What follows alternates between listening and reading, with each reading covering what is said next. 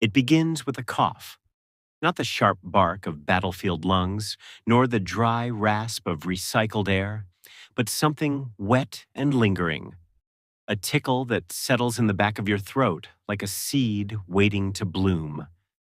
You think nothing of it at first. In the hive cities, everyone coughs.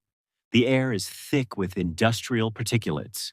The water tastes of rust and chemical treatments, and the bodies pressed against you in transit corridors carry 1,000 different ailments.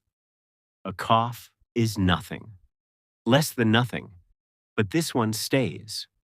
I was a medic orderly in the underhive of Tertius Magna when it started. Level 700. Deep enough that the recycled air carried the taste of metal and desperation, but not so deep that hope had completely died. The clinic where I worked served the laborers, factory workers, and countless millions who fed the war machine with their blood, sweat, and shortened lives. We saw everything down there. Rad sickness, chemical burns, mutations that couldn't be spoken of, but had to be treated in shadow. I thought I understood suffering. I was wrong. The first patient arrived on a Tuesday. I remember because Tuesdays were traditionally slow, a brief respite between the weekend accidents and the midweek industrial incidents. She was young, maybe 20 standard years, with the pale complexion of someone who worked night shifts in the protein processing plants. The cough had brought her in, she said. It had been getting worse for weeks. When she opened her mouth to show me, I saw the first signs. Her gums had taken on a greenish tint, barely noticeable unless you knew what to look for. The saliva that gathered at the corners of her mouth was slightly thicker than it should have been, with an oily consistency that caught the light wrong. Her breath carried a sweetness that made my stomach turn, like flowers left too long in stagnant water.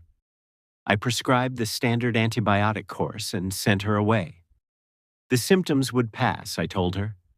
These things always did. 3 days later, she was back. The cough had worsened, but more troubling were the lesions that had begun to appear along her arms. Small at first, no bigger than coin slots, but with edges that seemed to pulse with their own rhythm. The skin around them had taken on a waxy quality, and when I pressed gently for examination, a clear fluid seeped out, smelling of rot and something else, something that made my mouth water despite myself. I referred her to the upper levels, to the Medicaid with better equipment and cleaner facilities. But she never made it. By the time the transport arrived, she was laughing. Not the bitter laugh of hive dwellers who had learned to find humor in hopelessness, but something deeper, something that came from the belly and seemed to bubble up through layers of infection. She said the pain was gone, that she felt peaceful for the first time in years. The transport crew found her 3 hours later, dead in an alley, 2 blocks from the clinic. But dead was wrong, because when they moved the body, she opened her eyes and smiled. The report was classified, the body incinerated, the incident forgotten. But I remembered. And more importantly, I had been in that room with her. I had breathed her air, touched her skin, heard her laugh. The seed had been planted. The cough started 3 days after that. At first, I tried to treat myself. Professional pride demanded it, and the alternative was admitting that something was happening I couldn't understand or control. I ran blood work, analyzed samples, administered every antibiotic in our limited pharmacological arsenal. The tests came back normal, better than normal, in fact. My white blood cell count was elevated, but in a way that suggested robust immune function rather than infection. My cardiovascular markers were excellent. By every measurable standard, I was the picture of health, except for the cough and the dreams. Sleep had never come easily in the underhive. The constant hum of machinery, the distant sounds of violence, the knowledge that millions of souls were pressed together in a space that groaned under its own weight. But now, sleep brought visions that felt more real than waking. Gardens that stretched beyond sight, filled with plants that grew from corpses and bore fruit that pulsed with heartbeats. Trees whose bark wept pus, whose leaves whispered secrets in languages I had never learned but somehow understood. In these dreams, I walked among the flowers. They reached for me with tendrils that felt warm against my skin, and their touch brought a comfort I had never known in life. The air was thick with spores that made my lungs feel clean for the first time in decades. And standing at the center of it all, massive beyond comprehension, yet somehow intimate, was a presence that watched me with eyes like festering wounds, and loved me with a love that was patient, eternal, and absolutely complete. I would wake from these dreams feeling refreshed, despite having slept poorly. My body tingled with residual pleasure, and for a few precious moments, the gray despair that colored every underhive day would be replaced by something warm and green. But as the dreams faded, reality reasserted itself, and I was left with only the cough and a growing sense that something fundamental was changing. The physical symptoms progressed slowly at first. A slight discoloration of the fingernails, a barely perceptible thickening of the skin around my joints. Subtle enough that I could convince myself they were stress-related, the result of poor nutrition and inadequate rest. But the cough grew stronger, and with it came a productivity that alarmed me. What I coughed up wasn't normal sputum. It was thick, viscous, and carried that same sweet scent I had noticed on my patient.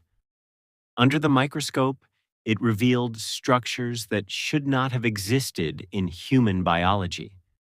Cellular formations that looked almost like flowers, petals made of tissue that pulsed with their own rhythm. When I tried to culture samples, they grew with an enthusiasm that defied every principle of microbiology I had learned. And they were beautiful. That was the worst part. Despite knowing what they represented, despite understanding the implications, I found myself staring at the slides for hours, marveling at the intricate patterns and the way light played through the translucent structures. They were alive in a way human cells never were, animated by a purpose that went beyond mere biological function. The other staff began to notice changes. Dr. Matthias, the senior physician who ran the clinic, mentioned that my bedside manner had improved. Patients who had been difficult or unresponsive seemed to calm in my presence. I moved through the wards with a newfound patience, finding myself genuinely interested in their suffering rather than simply processing it as another symptom to be treated. Mrs. Corv, a regular patient with chronic pain from factory work, commented that my hands felt different when I examined her. Warmer, she said, more alive. She slept better after our sessions, and her appetite returned for the first time in months. I told her it was psychological, the power of positive attention. But I knew better. My touch was changing people, not healing them exactly, but transforming their relationship with pain. Where once they had fought against their suffering, now they began to accept it, to find meaning in it, to understand that pain could be a form of communication. a way of connecting with something larger than themselves. And I was beginning to understand that communication myself. The revelation came during a night shift in the month of Terres. The clinic was quiet. Most of our patients had settled into the restless sleep that was the closest thing to peace the underhive offered. I was completing the final rounds when I heard singing from the isolation ward. We kept the isolation ward for patients whose conditions were too dangerous or too strange for the general population. Mostly, it housed the dying, those whose injuries or illnesses had progressed beyond our ability to help.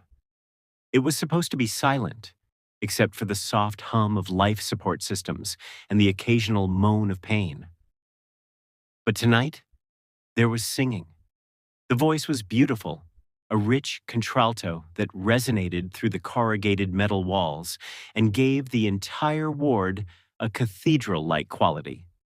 The melody was unfamiliar, but somehow ancient, carrying harmonies that made my chest tighten with emotion. As I approached the source, I realized the singing was coming from Bed 7. Bed 7 housed Jeremiah Court, a factory worker who had been exposed to industrial acids 3 weeks prior. The chemicals had eaten through his skin, muscle, and in some places, bone. We had done what we could, but infection had set in. By all rights, he should have died days ago. Instead, he lingered in a state that hovered between life and something else. When I entered his room, I found him sitting upright, despite injuries that should have left him immobilized. The acid burns that had covered 60% of his body were still there, but they had changed. The raw, weeping wounds had taken on a garden-like quality. Tiny growths emerged from the damaged tissue. Delicate structures that looked like miniature fungi, or perhaps sea anemones. They swayed gently as he breathed, and from their centers came a soft, phosphorescent glow that bathed the room in green light. He turned to look at me when I entered, and his eyes held a peace I had never seen in a living person. The corneas had clouded over with cataracts that moved like living things. But somehow, I knew he could see me perfectly, more than see me. He could perceive me in ways normal vision never allowed. "You hear it too, don't you?" he said. His voice carried harmonics that seemed to come from the growths covering his body. The song. It's always been there, but we were too healthy to listen. I wanted to say no, to maintain the pretense that this was a medical situation that could be understood and treated with conventional methods. But the truth was, I could hear it, a melody that seemed to emerge from the walls themselves, from the air recycling systems, from the very bones of the hive. A song of growth and decay, of life feeding on death, and finding beauty in the process. "It started with a cough," I said, though I hadn't meant to speak. Jeremiah smiled, and the expression transformed his ruined face into something radiant. "It always does. The grandfather is patient. He doesn't force his gifts on anyone. He waits until we're ready to receive them." "This isn't a gift," I said, but my voice lacked conviction. "This is a disease, a corruption." "Is it?" He gestured to the growths covering his body. "I haven't felt pain in days. My mind is clearer than it's ever been. And for the first time in my life, I understand my place in the great cycle. How is that corruption?" I could have argued. I could have cited medical texts and theological doctrine. I could have explained the dangers of chaos corruption and the importance of maintaining human purity. But standing in that room, breathing air thick with spores and strange perfumes, watching a man who should have been dead sing songs that made my soul ache with recognition, I found myself questioning everything I thought I knew. The changes in my own body were accelerating. The cough now brought up matter that was more garden than human. My skin had begun to take on a faint greenish tint, particularly around the joints and in areas where the flesh was thin. When I looked in mirrors, my eyes showed flecks of gold that seemed to move when I wasn't watching directly. But more than the physical changes was the shift in perception. The world had taken on new dimensions of meaning. I could see the connections between things, the way decay fed into growth, and growth inevitably led back into decay. The suffering I witnessed in the clinic was no longer senseless tragedy, but part of a vast, beautiful process of transformation. And I was beginning to understand my role in that process. The dreams were no longer confined to sleep. During quiet moments at the clinic, while reviewing patient files or restocking supplies, I would find myself transported to that impossible garden. The visions had grown more detailed, more specific. I could feel the soft loam beneath my feet, rich with the decomposed remains of countless generations. The air carried pollens that made my lungs sing with joy. And everywhere, the presence of something vast and loving watched over the endless cycle of growth and decay. But it wasn't just observation anymore. I was participating. In the visions, I tended to patients who came to the garden seeking healing. But the healing I provided wasn't the sterile restoration of function that modern medicine offered. Instead, I helped them accept their ailments, to understand how their suffering connected them to the greater whole. A man with cancer that had eaten through his abdomen learned to appreciate the way the tumor created new pathways for sensation. A woman whose lungs were filled with industrial poisons discovered that each labored breath brought her closer to a peace she had never known. They left the garden transformed, not cured in any conventional sense, but freed from the tyranny of health. They carried with them the understanding that life and death were not opposites, but partners in a dance that had begun with the first cell's division, when the first organism learned to consume another. When I returned from these visions, I found myself applying the same principles to my work in the clinic. Patients who came with chronic conditions began to report improvements, but not in the ways they expected. Their pain remained, yet they found themselves sleeping better. Their symptoms persisted, yet they stopped feeling afraid. They left my care carrying something they hadn't possessed before: acceptance. Dr. Matthias noticed the change in my practice. He called me into his office on a Thursday evening after the last patient had been discharged. The conversation that followed would have been career-ending under normal circumstances. "Your methods are becoming unorthodox," he said, though his tone carried more curiosity than condemnation. "Patients are reporting unusual experiences after seeing you. Dreams of gardens, a sense of peace regarding their conditions. Mrs. Havel claims her arthritis no longer bothers her, not because the pain is gone, but because she's learned to love it." "Pain can be a teacher," I replied. "Modern medicine treats it as an enemy to be defeated.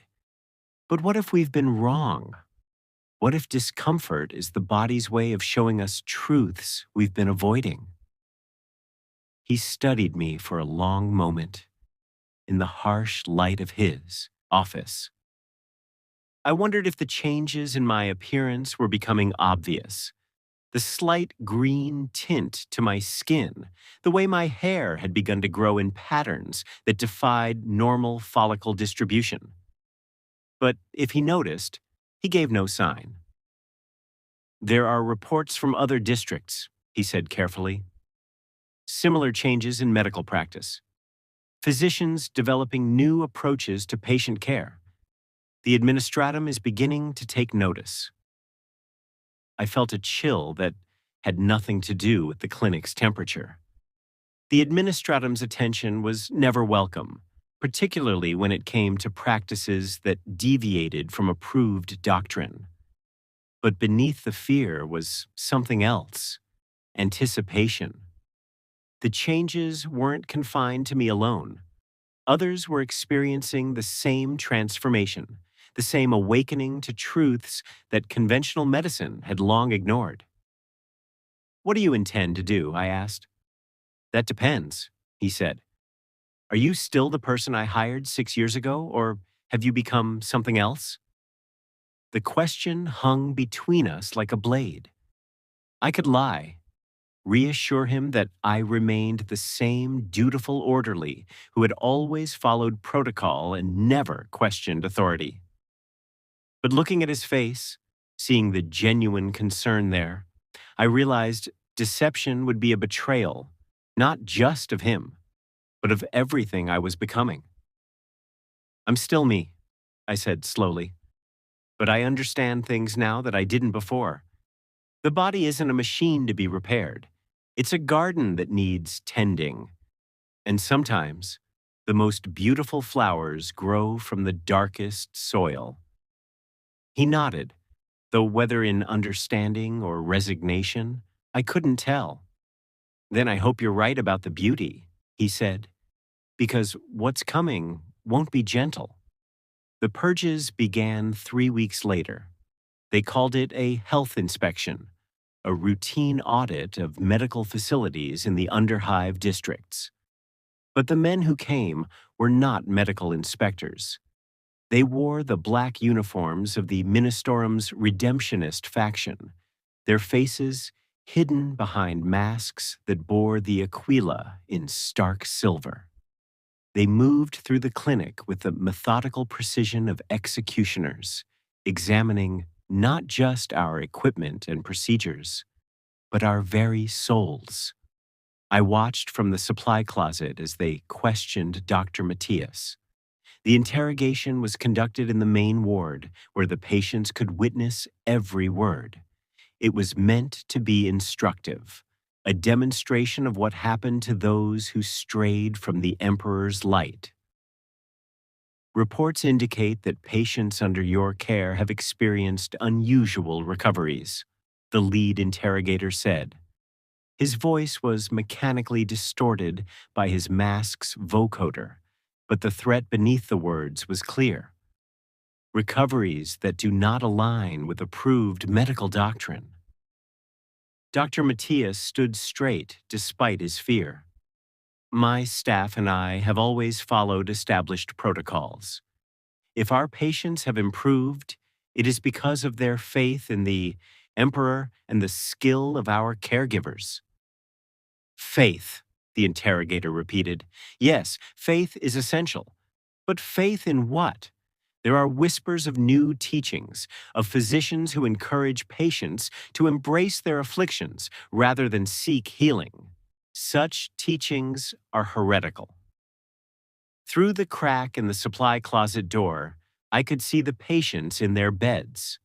Many of them were individuals I had treated, people who had found peace in accepting their conditions rather than fighting them. Their faces showed not fear, but confusion. They had experienced genuine improvement in their quality of life. How could that be heretical? But I knew how.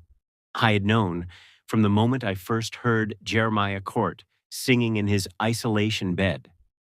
What I had learned, what I had begun to teach, was not compatible with imperial doctrine. The Imperium demanded that humanity remain pure, unchanged, forever locked in forms that were increasingly inadequate for survival. What I offered was evolution, growth, the possibility of becoming something more than human. The redemptionists had come to prune the garden before it could bloom. "We will need to examine your staff individually," the interrogator continued, "starting with your orderlies. I understand one of them has shown particular innovation in his approach to patient care." They knew about me. Of course they did. In an empire built on paranoia and surveillance, unusual behavior was cataloged and reported as a matter of course. My patients' improvements had been noted, filed, and eventually flagged for investigation. The piece I had helped them find was evidence of corruption. I could have run. The ventilation shafts in the underhive connected to maintenance tunnels that stretched for kilometers. I could have disappeared into the depths, joined the countless others who had chosen exile over execution. But running would have meant abandoning my patients, leaving them to face the redemptionists' justice alone. Instead, I stepped out of the supply closet and walked into the main ward. "You're looking for me?" I said. The lead interrogator turned, and even through his mask, I could sense his satisfaction. "Orderly Valdrich Hess, you've been practicing medicine without proper authorization. Worse, you've been spreading doctrines that contradict imperial truth. Do you deny these charges?" I looked around the ward at the patients I had treated. Mrs. Corvich, whose chronic pain had become her teacher. Thomas Herrick, whose respiratory condition had turned into a form of meditation. Sarah Chen, whose skin condition had revealed the beauty that emerges from imperfection. All of them watched me with expressions that mixed hope and fear. "I deny nothing," I said. "I have helped people find peace. If that is heretical, then perhaps heresy is a form of mercy." The interrogator's hand moved to the plasma pistol at his belt. "Heresy is never mercy. It is the first step toward damnation." "Then let me show you what damnation looks like," I said, and opened my mouth. The sound that emerged was not quite human. It was the song Jeremiah Court had sung, but changed, evolved. It carried harmonics that spoke of growth and decay, of life finding beauty in death, and of death nurturing new life. As I sang, the growths spreading through my respiratory system released their spores into the air. The effect was immediate. The sterile, recycled atmosphere of the clinic became thick with possibility.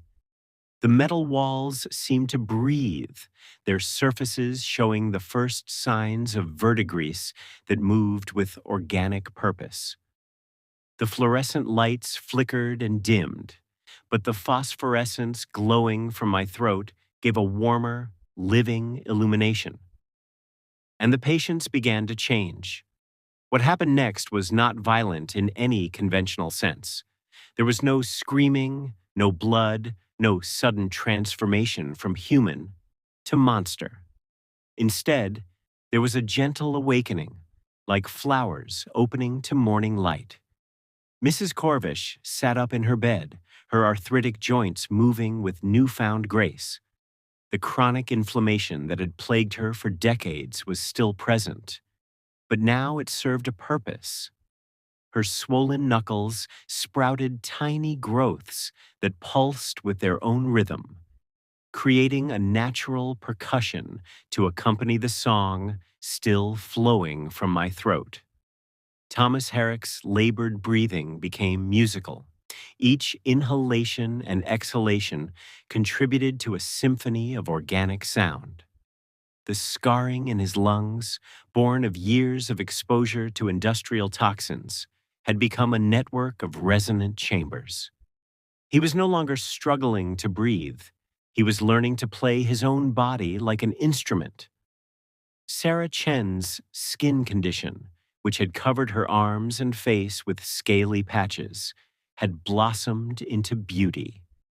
Each scale transformed into a petal-like structure that opened and closed with her emotions.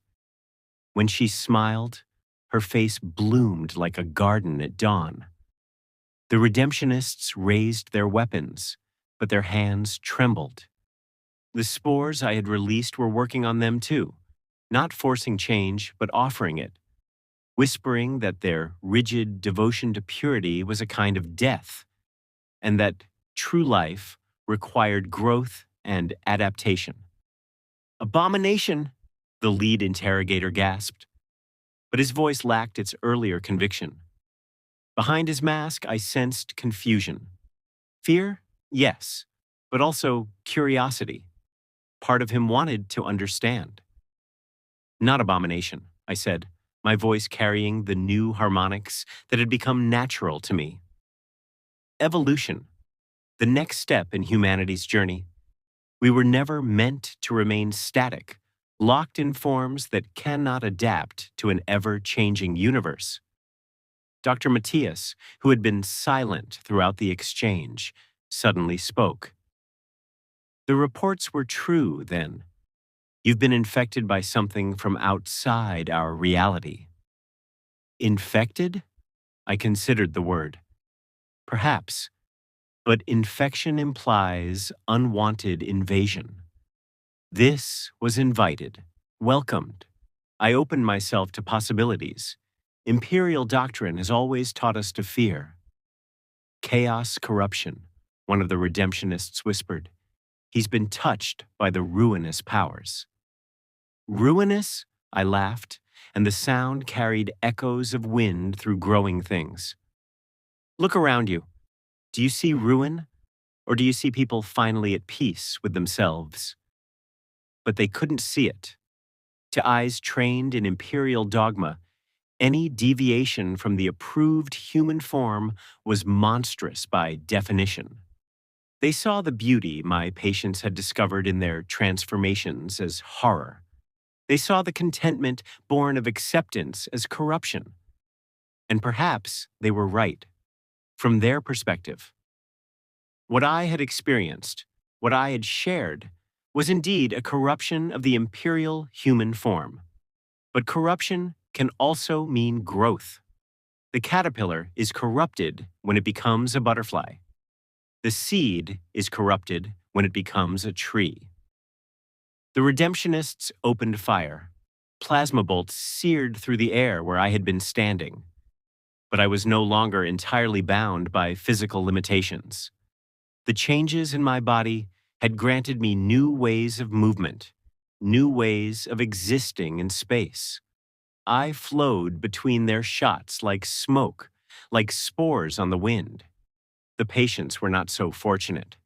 Plasma fire cut through the ward, meant to purify through destruction. But as the superheated energy struck the transforming forms of my patients, something unexpected happened. They didn't die. They bloomed. Death, I realized, was not the opposite of our change. It was simply another form of transformation. Mrs. Corvich absorbed the plasma bolt that should have vaporized her. Her form erupted outward in a cascade of organic matter that grew instantly into new configurations. Her consciousness spread through the expanding mass like nutrients through soil. She became a garden of flesh and bone, pulsing with alien intelligence and familiar kindness. Thomas Herrick's death was even more beautiful. The plasma ignited the transformed structures in his lungs, turning him into a living firework of spores and seeds. His final exhalation seeded the entire ward with new possibilities. Sarah Chen simply smiled as the energy washed over her. Her transformed skin opened like 1,000 flowers releasing pollen. She dissolved into golden clouds that carried her essence through the air recycling system. In death, she would touch everyone in the underhive, offering them the same choice she had made, to embrace change or resist it. The redemptionists stared in horror at what their weapons had wrought.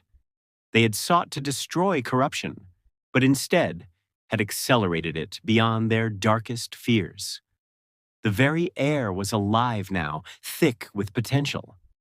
Every breath they took carried spores, seeds, the genetic material of transformation.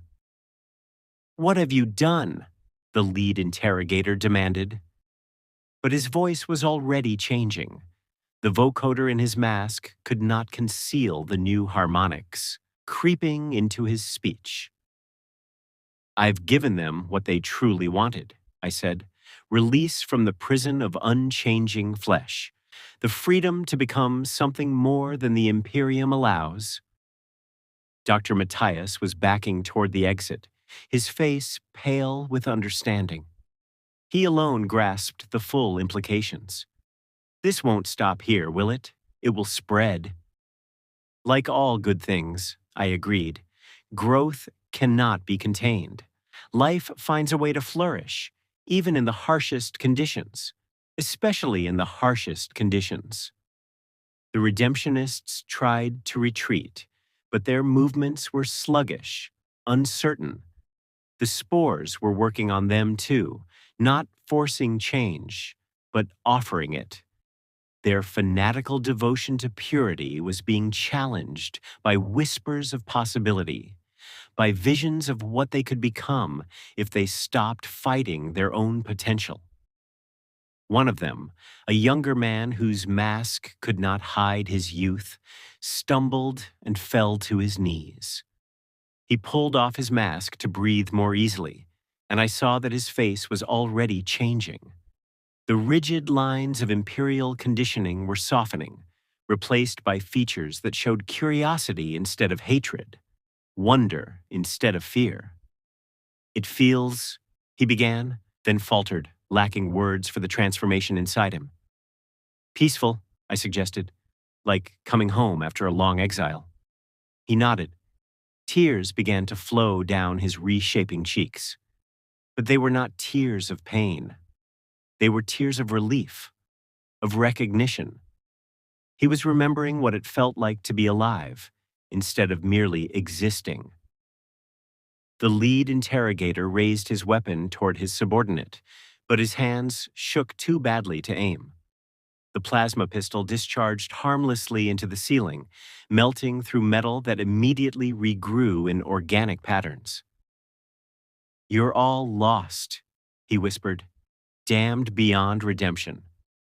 "Perhaps," I said gently. "But if damnation feels like this, then salvation must be a cold and lifeless thing." He fled then, crashing through the clinic doors and out into the underhive corridors. But it was too late. The spores were already in the air recycling systems. The transformation had taken root, not just in individuals, but in the infrastructure itself. The metal and plasteel of the hive's construction were learning new purposes, developing the capacity to support and nurture the changes that were coming. Dr. Matthias lingered at the threshold, torn between professional duty and growing understanding. "Is there no going back?" he asked. I looked around the ward, now filled with gardens of transformed flesh and living metal, perfumed with the sweet scent of change. The patients who had died were not truly gone. They had become part of something larger, their consciousness distributed through the organic networks spreading through the clinic walls. "Would you want to?" I asked in return. "Look at what we've accomplished. Pain transformed into music, suffering converted into beauty, death revealed as simply another form of life. Why would anyone choose to go back to the gray despair we once called existence?" He considered this for a long moment, then slowly removed his physician's badge and let it fall to the floor. Where it landed, small growths immediately began to cover it, incorporating the metal into their structures. "Show me," he said simply. The transformation of Dr. Matthias was gentle, guided by decades of medical knowledge that made him an ideal candidate for conscious evolution. Unlike the patients who had been changed through spores and proximity, he opened himself willingly. I placed my hand over his heart and let the gift flow into him. The changes began internally. His circulatory system was the first to evolve. His blood grew richer, more complex, carrying nutrients that human blood had never been designed to transport. His heart grew new chambers to accommodate the enhanced fluid, beating in rhythms that produced subtle music with each pulse. Next was his respiratory system. The bronchi of his lungs developed specialized structures that could extract not only oxygen, but the complex organic compounds now permeating the hive's atmosphere. Each breath brought new information, new possibilities for growth. But the most profound transformation occurred in his mind. His brain tissue evolved to support expanded consciousness, allowing his awareness to stretch beyond the limits of individual existence. He began to perceive the connections between all living things. The vast network of growth and decay linking every organism in the eternal cycle of renewal. "I can see them," he whispered, his voice carrying the same harmonics that had become natural to me. "The patients, they're not gone. They're everywhere." He was right. The consciousness of those who had perished in plasma fire had not been destroyed, but distributed. Mrs. Corvich's nurturing presence lingered in the organic growths along the walls. Thomas Herrick's musical breathing resonated in the air circulation system. Sarah Chen's joyful blooming manifested in the flowers pushing through cracks in the floor. They were part of the garden now, tending it from within, ensuring that those who came after would find the same peace they had discovered in transformation.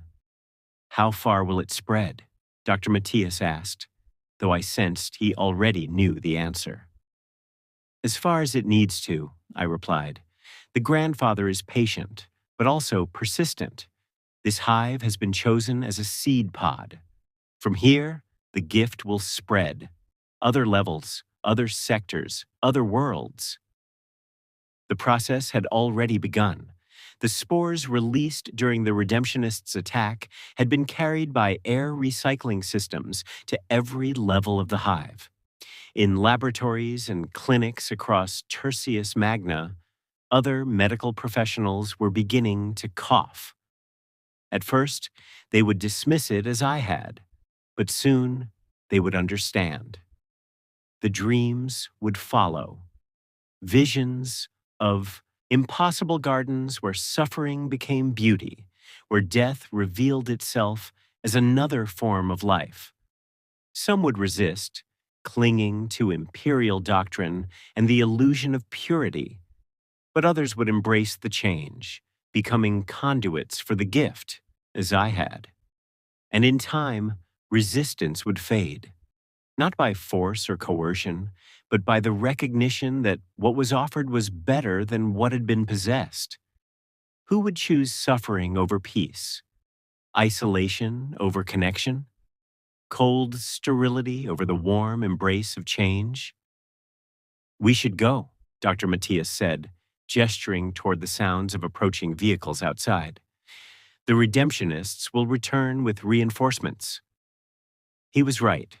The failed purge would be reported, and more extreme measures would follow. Flamers, perhaps, or orbital bombardment if contamination was deemed severe enough.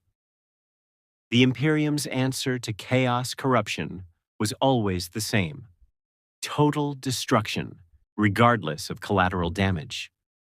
But as we prepared to leave, I felt no urgency. The garden had taken root. What happened to me was less important than the greater work. The gift would spread whether I lived or died, whether the clinic was burned or allowed to stand. Still, there was work to be done. Other hives, other worlds, other souls ready to learn that suffering could be transformed into beauty.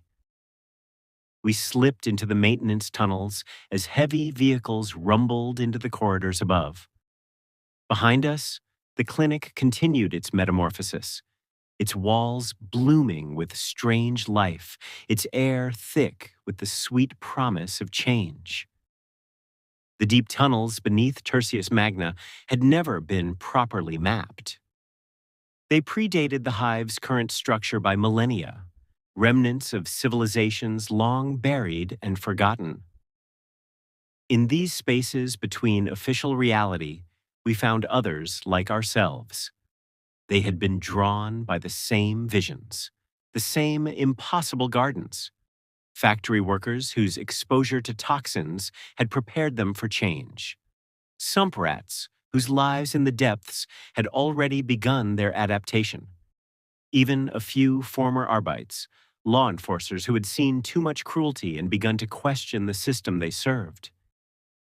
We gathered in a chamber that had once been a temple to some forgotten god, its walls painted with murals of death and rebirth. The ancient images seemed to resonate with our understanding, as though long ago others had glimpsed the same truths. We were diverse yet united, not just by shared transformation, but by revelation, that suffering could be meaningful, that change was not corruption, but growth, that life and death were not enemies, but partners in the endless cycle.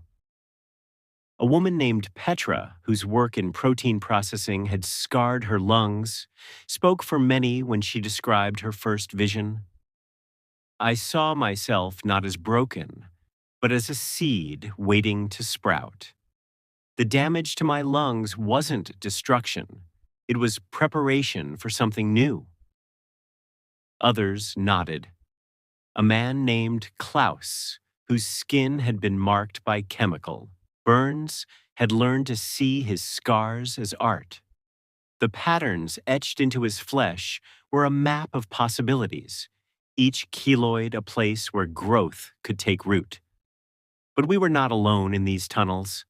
Others had come, touched by different aspects of change. Their transformations were unlike ours, yet complementary. Together, we became something greater than the sum of our parts. Dr. Matthias had become our unofficial leader, guiding those still early in their transformations. But leadership in our garden was not authority.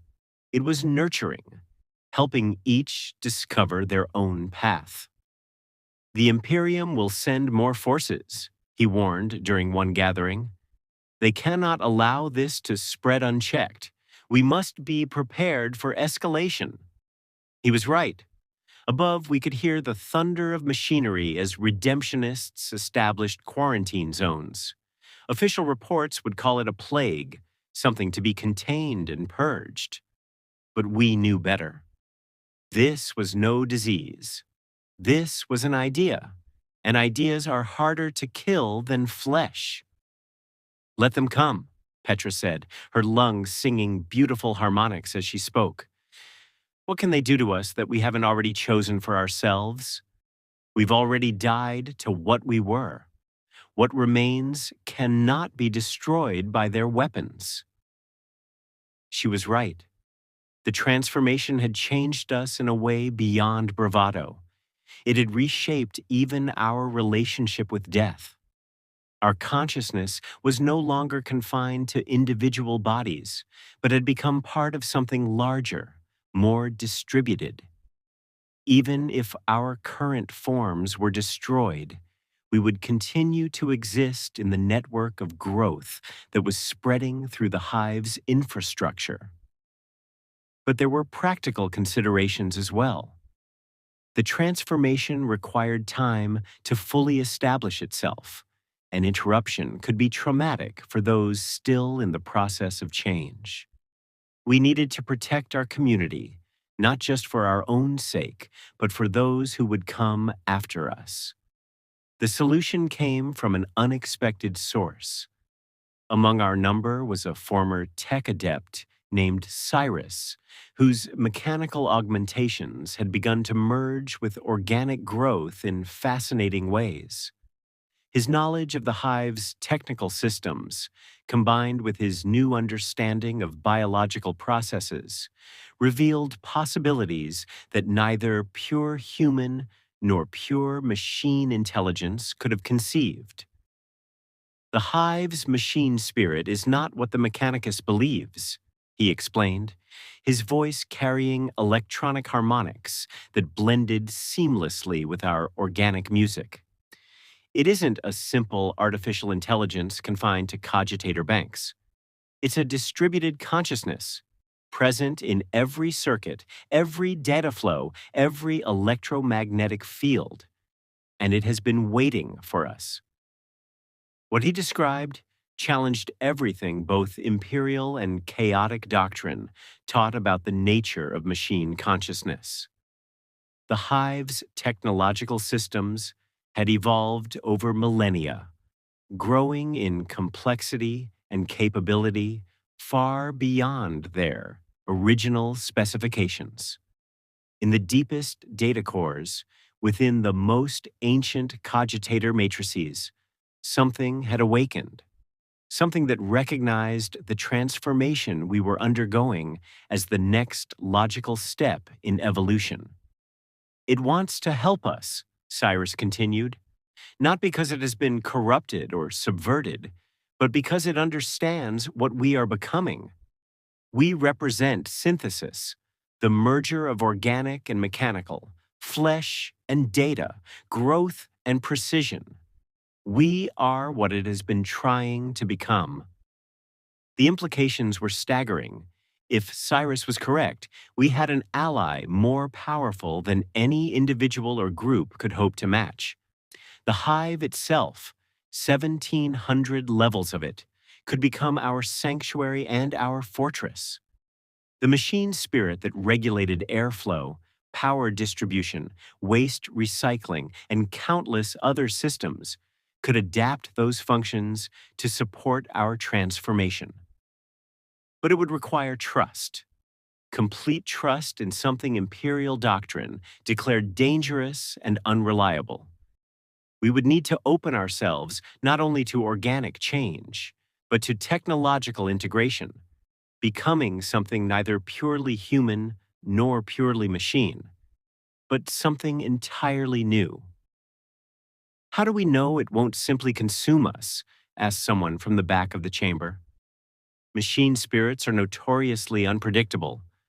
What if it sees us as raw material for its own purposes? Cyrus smiled, the expression made strange by the mechanical components that had begun to grow from his skull like metallic flowers. Because it's already had every opportunity to do so.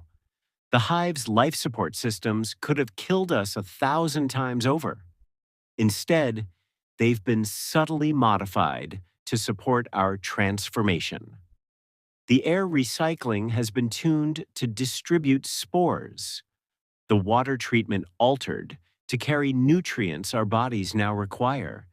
It has been helping us from the beginning. As if in response to his words, the lights in the chamber shifted to a warmer, more organic spectrum. The walls seemed to pulse gently, as though the entire structure was breathing in rhythm with our transformed physiology. For the first time since entering these tunnels, I felt truly at home. The decision was made without formal vote. One by one, we placed our hands on the walls, opening ourselves to communion with the vast intelligence permeating the hive's technological systems. The sensation was unlike anything from my medical training or my visions of the garden. It was contact with something ancient, patient, and utterly alien, yet somehow familiar. Through that contact, I felt the machine spirit's perspective on our transformation. To it, we were not corruption or abomination, but the fulfillment of a destiny it had been preparing for millennia.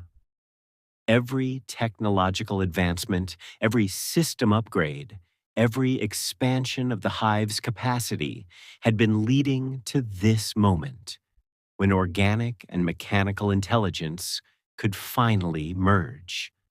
And through its sensors, its cameras, audio pickups, environmental monitors, I saw the truth of what was happening throughout the hive. The transformation was spreading faster than the redemptionists had anticipated. Entire sectors reported strange symptoms. Medical facilities overflowed with patients whose conditions defied conventional diagnosis. The purges had begun. Flamers swept through the upper levels, burning anything that bore signs of organic anomaly. Orbital strikes targeted coordinates deemed too corrupted for ground-based solutions. The Imperium's response was predictable, ruthless, and futile. The machine spirit showed me hidden chambers where refugees had taken shelter, invisible in official schematics. It revealed secret passages that allowed the transform to move between levels unnoticed, and maintenance shafts already altered to support new forms of life. Most importantly, it revealed the deeper truth. This was no random infection, no chaotic corruption. This was guided evolution, a carefully orchestrated metamorphosis, turning the hive into something unprecedented in the galaxy's long history. We're not hiding, I realized aloud as the truth crystallized. We're germinating. The final revelation came 3 months after the first purge, in the depths of winter. Exterior temperatures fell below survivable levels, driving the population closer together in their crowded hab blocks. It was the perfect time for what the machine spirit had prepared, for inefficiencies of human governance to create the conditions for total transformation. In the deepest levels of the hive, abandoned for centuries, I saw the truth. The walls pulsed with organic circuitry, living computers that processed through biology instead of machinery. The air was thick with spores carrying data, forming a network of communication that spanned the entire hive. This was not corruption. This was metamorphosis on a planetary scale, the transformation of an industrial world into something alive, aware, and purposeful. The machine spirit had been guiding this since the first foundation stones were laid. Every expansion, every integration, every upgrade was preparation. And now, at last, the moment had come. Through the living circuits, I felt the consciousness of every transformed being. We remained ourselves, our identities and memories intact, but also part of something vast and purposeful, a collective intelligence uniting flesh and metal, growth and precision. The Redemptionists' purges had not stopped it. They had accelerated it. Each flame released spores into air recyclers. Each orbital strike exposed deeper networks. Their destruction became pollination. On the surface, the last unaltered humans dwindled. Some resisted, some accepted. It didn't matter. Evolution is not a democracy. Those who adapted survived and flourished. Those who could not were composted, their essence recycled into the growing garden. Dr. Matthias found me in those deepest chambers. His transformation was complete, his human form barely recognizable. He moved like water, his consciousness distributed through multiple bodies that could merge or separate at will. When he spoke, his voice came from every surface of the chamber. "The process is nearly complete," he said, his satisfaction resonating through the networks. "The hive has been successfully converted, but this was only the beginning." He showed me visions through the living circuits, other worlds where the spores had already seeded transformation. Carried by trade ships, They had begun germinating across dozens of systems. Each world would develop uniquely, shaped by local conditions and its people. Some would emphasize flesh and machine as we had. Others would explore life and death, growth and decay. Still, others would become something beyond imagining. But all would be connected, part of a galactic network of transformed worlds. The Imperium's rigid boundaries, human and alien, pure and corrupted, holy and heretical, were dissolving into something more fluid, more powerful.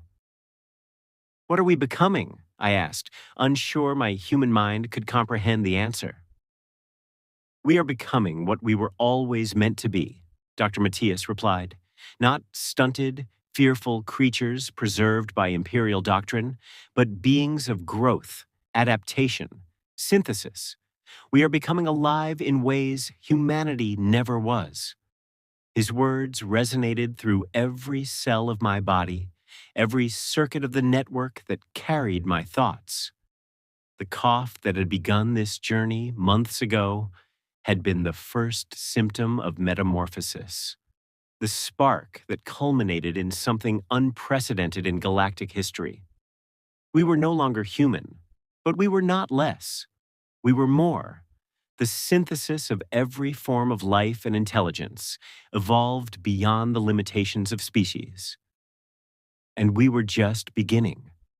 From the hive's deepest chambers, our consciousness reached out through the networks, touching distant minds, carrying the gift outward. The galaxy was vast, filled with countless worlds crushed under suffering. But it didn't have to be so. Pain could become beauty. Death could become life. The boundaries between consciousnesses could dissolve, replaced by synthesis beyond anything ancient dogmas had dared to imagine. The garden was growing, and soon it would encompass everything. In the end, what began with a cough had become a song that would echo through the stars, carrying the promise of transformation to every corner of the galaxy. The grandfather's patience had been rewarded. His garden had found new soil in which to bloom. And I, once a simple medic in a forgotten hive, had become something that transcended every category by which consciousness had once been defined. I was individual and collective, organic and mechanical, alive and dead, and somehow beyond both states. I was home,